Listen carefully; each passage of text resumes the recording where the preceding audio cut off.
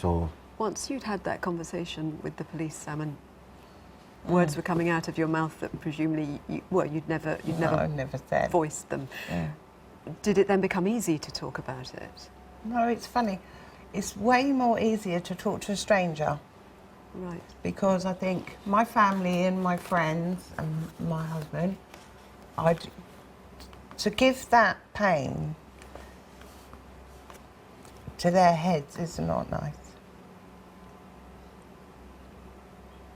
How did you steel yourself to do that? Well, I think I have to. I know I'm crying now, and I don't mean to cry, and I don't want to cry. But for this to be changed, for this to have the secrecy and the shame taken away from it, it needs to be spoken out loud. Because why we are feeling our shame and feeling and being taught to say nothing, nothing is happening. Nobody wants to listen, and nobody wants to listen because we're not being forceful enough with our choice of words, of how we're talking. And we need to talk. I need to talk because I don't want more people, adult kids, anybody having to find their way through life inside dead. I don't want that. Mm-hmm. You talk about shame. I mean, of course, Yeah. everybody will say you should absolutely Feel no shame. shame. But you do. It's my shame because why didn't I turn around and say, get off of me, I don't like this? Why didn't I do that? Why didn't I say to somebody else, you need to help me because this is not right. Therefore, I've done something wrong, and that's what it feels like. Have you been able to overcome that? I know it's not my shame, but it still feels my shame. How have your family been about it? Oh, fantastic. My family are fantastic, but it wasn't till I enabled them to be fantastic, and that was really hard. Having to say to them, listen guys, not having a good day, but mums are strong, women are strong, and men.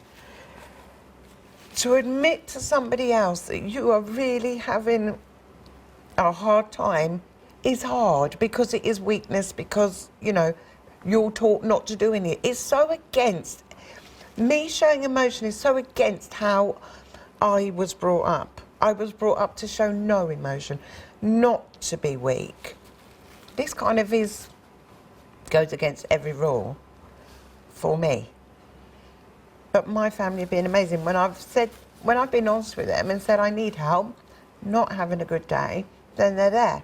But in all fairness, I didn't give them the opportunity when I should have given them the opportunity years ago to support me because I couldn't find the right words to ask for that help. It's tricksy. It's a tricksy one. Of course. Helen has texted to say, well done to this very brave lady. It's wonderful to hear another very strong voice for all victims. I myself, over 6 years, have made lots of changes for victims. Keep up your strength. Thank you. An anonymous texter, I was abused from the age of 4 by my stepfather for 9 years. It never goes away. You have flashbacks, mental health issues, and you generally don't feel worth anything all of your life. I'm 55 now and still suffer. These men still think it doesn't matter. Kids forget, but we don't. Esther's tweeted to say, an absolutely heartbreaking story. I can't imagine the bravery it takes to come forward and discuss sexual abuse. Linda has tweeted to say, just watching Savile abuse, absolutely heartbreaking. May he rot in hell. No forgiveness. When you see pictures of him now, how do you feel? I don't know. I try not to look, to be honest. When the report came out, that was such a hard day. I couldn't watch that report when it was on the news because half of it was yourself speaking, and the rest of the screen was filled of Savile's picture. So I don't like to look. I make a choice to leave the room. I don't want to look. I want to listen, but that's just it's too disgusting for me to see. Thank you. Thank you for talking to us. We're going to be talking to you again after the news. Right, let's go back to our conversation about historical sex abuse and the watershed moment it created for victims of child sexual abuse. Gemma has emailed to say, I've never written to a show before, but I felt like I really wanted to say how amazing the lady is. Sam, here with us, talking about her past. What a strong, amazing woman. I wish her all the best for the future. I would love for you to forward this email to her. Thank you. Here she is. So Sam and Jim still with us. Also with us, Alison Levitt QC, who worked for the Crown Prosecution Service at the time of Savile's death, as well as Andy Connolly, a counsellor for survivors of sexual abuse, and Louise Exton from the NSPCC. Thank you all very much for joining us. Sam, the death of Jimmy Savile is being talked about as a watershed moment for people like you and others in encouraging people to come forward. Yeah. Does it feel that way to you? I think the best thing to come out of him is the fact that there's been so many people spoken out loud, asked for help, and told their people they love. That is the positive out of all of this. Louise, when the allegations first started to emerge after the death of Jimmy Savile, what happened? I mean, certainly for us at the helpline at the NSPCC, we saw a huge increase in contact from adults who wanted to talk about their own experiences in childhood, many of whom had never spoken to anybody about it, whether that was family, whether that was professionals. They'd never told anybody. And it really enabled them to come forward and actually kind of, talk about what happened to them and start to kind of, deal with some of those feelings and understand that actually it wasn't their fault and they shouldn't be feeling ashamed for what happened. And so much of what Sam's been saying there, was kind of echoed by the people that we spoke to at the time who had very similar, feelings that they, now felt able to come forward and talk about. Were you surprised that so many people were coming forward?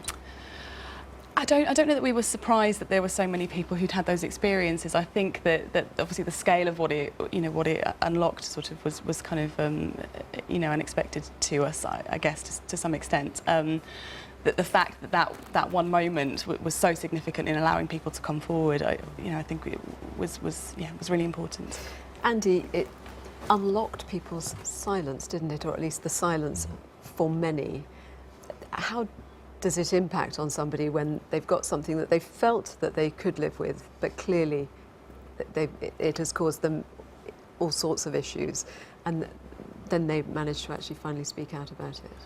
I mean, I think it can be really devastating. I mean, many people, not to say all, but many people who've experienced abuse, their way of coping will be to kind of repress those memories or to put them at the back of their mind. And then we talk about sort of triggers to disclosing, and that often is with the death of the abuser or the breakup of a relationship or something like that. And in this case, I think many people were potentially sort of triggered by something that was so outside of their control.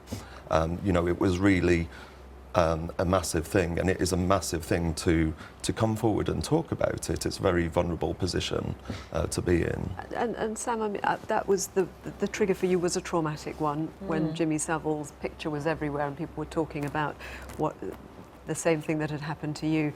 Yeah. Had you fairly successfully been able to live with feelings in a box until then? Yeah, I had. But for everybody that knew me, I was really good at being a normal person, functioning well, but I did all of my functioning dead inside. Alison, after Jimmy Savile died, your job was to look at whether anyone had actually spoken out in his lifetime and what happened if that had been the case. Tell us what you uncovered. We knew that there were 4 complaints that had been made when Jimmy Savile was still alive, and a decision had been made that there was insufficient evidence to prosecute him. I was asked to look at those decisions and see whether the decisions were right or not. It took a while, various things had to be unpicked, but as I did so, I had a growing sense of horror, really, that I knew that the decisions were wrong. The complaints that had been made were obviously credible. But in the case of each of them, what each of them said was, I don't want to do this if it's just about me. And what were undoubtedly well-meaning police officers, and that in a way is the sadness of it, very well-meaning investigators, took the decision not to tell them that there were others because of the risk of, I think, for contaminating their evidence. And when I spoke to each of the victims after, as part of my investigation, each of them said to me, had they known there'd been others, they might have been prepared. Indeed, they believe they would have been prepared to support a prosecution. And I wanted to ask Sam, we've all been amazingly touched by listening to what she says and very admiring of your ability to find your voice and say, I will not be silenced by this. If you had known when Jimmy Savile was alive that there were other victims who might have been prepared to say something, might it have made a difference to you? It would have made a massive difference to me, because people in my position think it's just them. What do you think might have happened? Do you think you might have said something? I do, yeah. I do think I would have said something. You see, I find that a terrible sadness, and it makes me angry, and it makes me determined that we really have to do something about this and to help women like Sam, men as well. We know there are men out there who are abused, to find a voice and say that they will not be made to keep quiet. Your report did lead to an overhaul in the way situations will be handled. Well, what in we the saw future. were a number of parallels between, it wasn't just cases involving well-known people like Jimmy Savile, but there were similarities in the way that, for example, the child grooming cases in places like Rochdale and Rotherham, similar sorts of issues had arisen there, where, for example, the police would, rather than looking at the credibility of the complaint that was being made, they were looking at the character of the person making it. And if they thought, oh, that person's not going to be very believable, they've been drinking, they've been taking drugs, they've been children in care, been truanting, then they thought that would mean that people wouldn't believe the complaint. There's another issue here about repeat victimisation as well, and Sam touched on this. We know through research that people who are victims of sexual abuse are likely to have been victims on repeat occasions. And yet many people think that common sense says, oh, well, if you've made a complaint before and it wasn't taken forward, that means that you're lying. Lightning doesn't strike twice. That's an example of a myth that the criminal justice system is trying to eradicate from our thinking. Do you think the conspiracy of silence ends because of what's happened here, people speaking out, and it will lead to a child potentially like Sam, who thought she was the only person out there, realising it's something that's out there? Do things change materially going forward?